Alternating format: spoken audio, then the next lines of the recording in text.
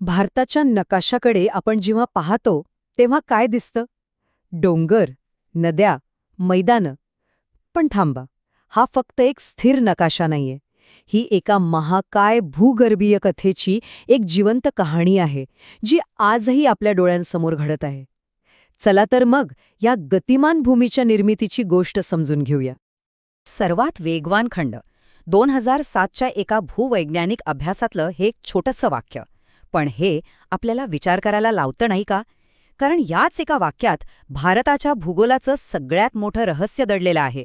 ते म्हणजे सततची हालचाल आणि एक महाकाय टक्कर.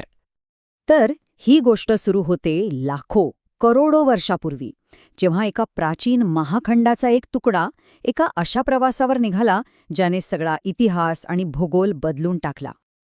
आपल्या या भूगर्भीय कथेचा असं म्हणूया मेन कॅरेक्टर आहे भारतीय भूपट. विचार करा, हा एकेकाळी गोंडवाना लँड नावाच्या एका विशाल दक्षिण महाखंडाचा भाग होता. पण तिथून तो वेगळा झाला आणि त्याने एका अविश्वसनीय लाखो वर्षांच्या प्रवासाला सुरुवात केली. या प्रवासाचा आवाका खरंच अविश्वसनीय आहे. कल्पना करा, सुमारे 9 कोटी वर्षांपूर्वी हा भूपट दरवर्षी 15 सेंटीमीटरच्या थक्क करणाऱ्या वेगाने उत्तरेकडे झेपावत होता. भूवैज्ञानिक भाषेत बोलायचं झालं तर हा वेग म्हणजे एखाद्या रेसिंग कारसारखाच आहे. आणि मग सुमारे 5 कोटी वर्षांपूर्वी तो युरेशियन भूपटाला धडकला. ही एक अशी टक्कर होती जी आजही सुरू आहे आणि जिने आजचा आपला भारतीय उपखंड घडवला. आणि सगळ्यात इंटरेस्टिंग गोष्ट काय आहे माहितीये? ही प्रोसेस थांबलेली नाहीये. आजही ह्या क्षणी भारतीय भूपट दरवर्षी 5 सेंटीमीटरच्या वेगाने आशियाला पुढे ढकलतोय. याचाच अर्थ ज्या महाकाय भूगर्भीय शक्तींनी भारताला घडवलं त्या आजही तितक्याच ताकदीने कार्यरत आहेत. बरं, आतापर्यंत आपण कारण पाहिलं. आता वळूया परिणामाकडे.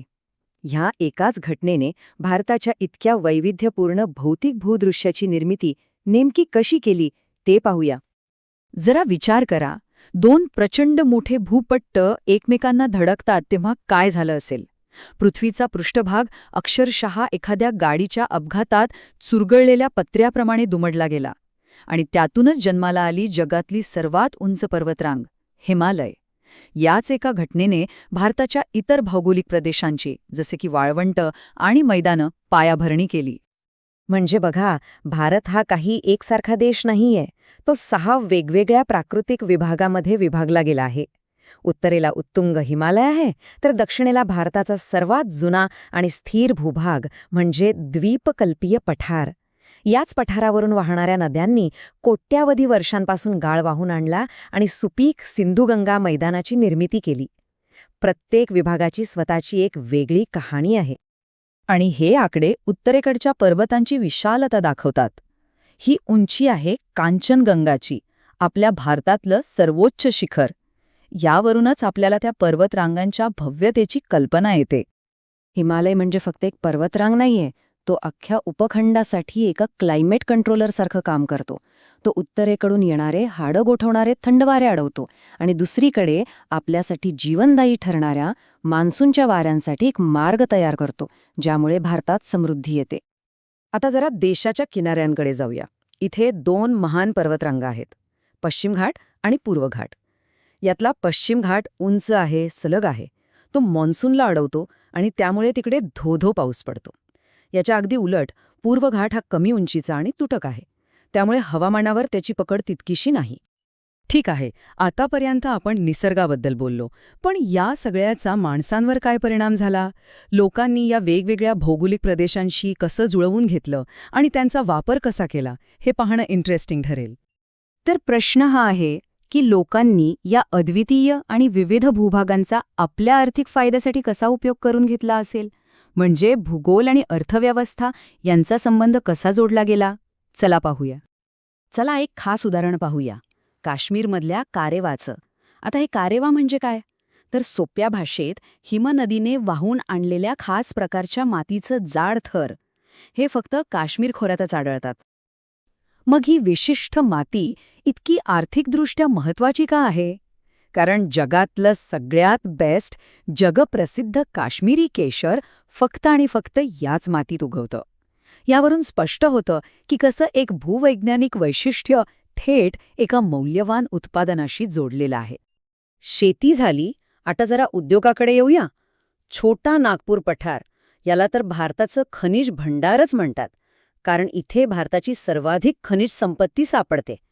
परत एकदा भूगोलच आर्थिक घडामोडींची दिशा ठरवतोय. आत्तापर्यंत आपण अर्थव्यवस्था पाहिली, पण भूगोलाचा परिणाम फक्त पैशांपुरता मर्यादित नाही, तो राजकारण आणि देशांच्या सीमांवरही होतो. एक इंटरेस्टिंग गोष्ट ही आहे की ज्या पर्वतांनी, वाळवंटांनी आणि जंगलांनी देशाच्या आत विविधता निर्माण केली, त्याच नैसर्गिक घटकांनी देशाच्या बाहेरच्या म्हणजे आंतरराष्ट्रीय सीमाही ठरवल्या.